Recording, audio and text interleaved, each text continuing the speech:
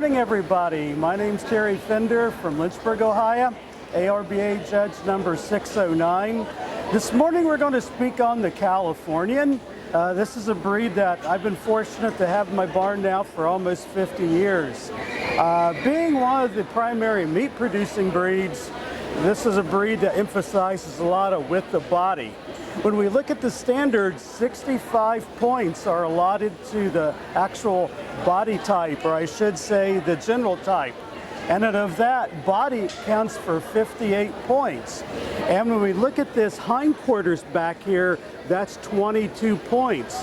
There's 20 points on fur, so the hindquarter itself actually carries more points than the 20 points on fur.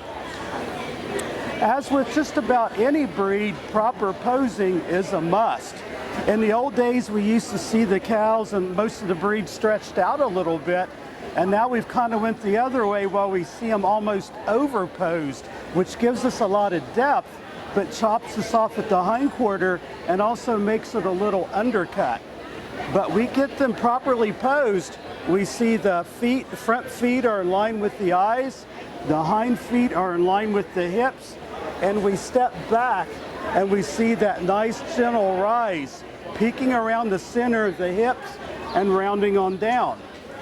As far as the width of the body, we see a taper the farther back the body we go.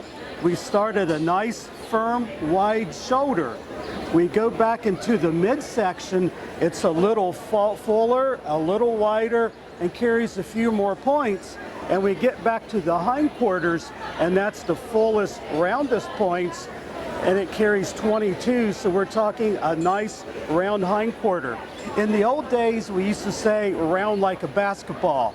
You don't hear that quite as much as we did back then, but I think it still applies. When we run our hands over the Californian, we want to feel a nice, smooth flesh. Maybe not as hard as wood, but as hard as possible.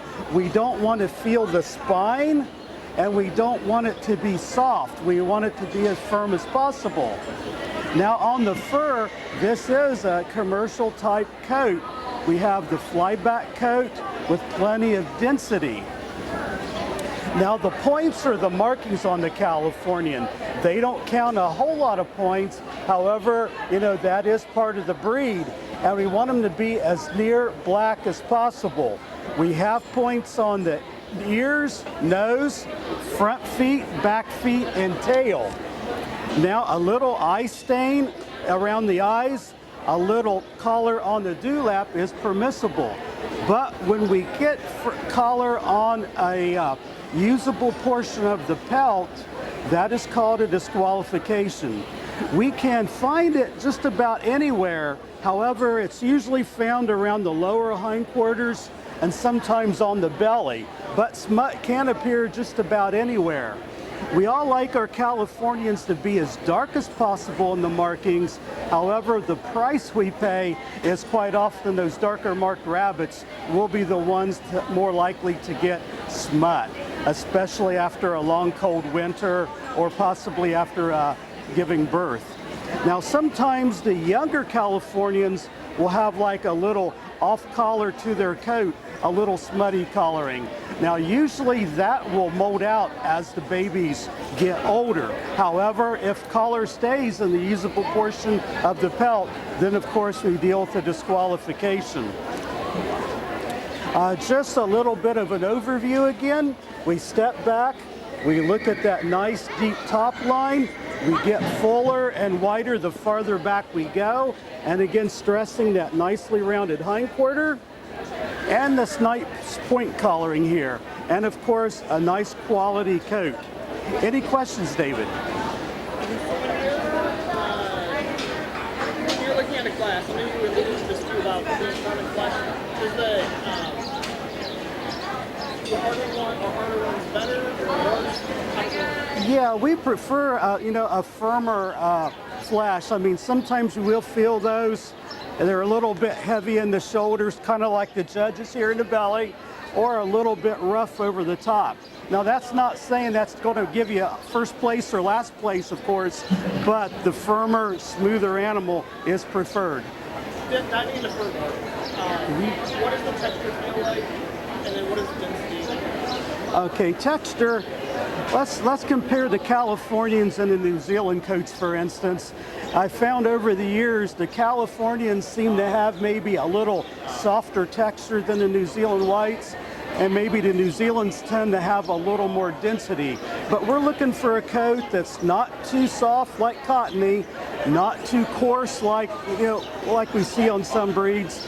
And the density, of course, we feel that resistance. If we have a really thin coat, meaning lacking density, that might snap back real quick, and we don't feel that resistance or thickness of the coat. When you're looking for condition on the rabbit, it's a big picture. What are you looking for? Condition, as we said, the big picture, we want that smoothness and firmness of flesh. We want that nice flyback coat, and just when you look at it, it just jumps out at you like, wow, this rabbit's in prime. And we do sometimes see a little prime line going up the back too. What do you think, like, when you're thinking about bone on a California, what are you looking for? We're looking at kind of a medium bone. We see the rabbits that have a finer bone. It seems like they don't usually get the size or the overall width of body. So we're looking at a nice medium bone, not a heavy bone like a Flemish Giants, for instance, but a nice, rather heavy medium bone. That means we'll get the size, we'll get the width and the type of body. Okay, yeah, the question's been asked about how do we evaluate, you might say, the width of the body and the body type. Let's say we've got a rabbit that has a really wide hindquarter, a nice full midsection, but is rather weak in the shoulder. And then we've got another rabbit that's really wide in the shoulder, but gets a little more narrow the farther back we go. Well, this is almost a reverse taper, because when we refer to the standard of perfection, the rabbit should get fuller and wider the farther back we go.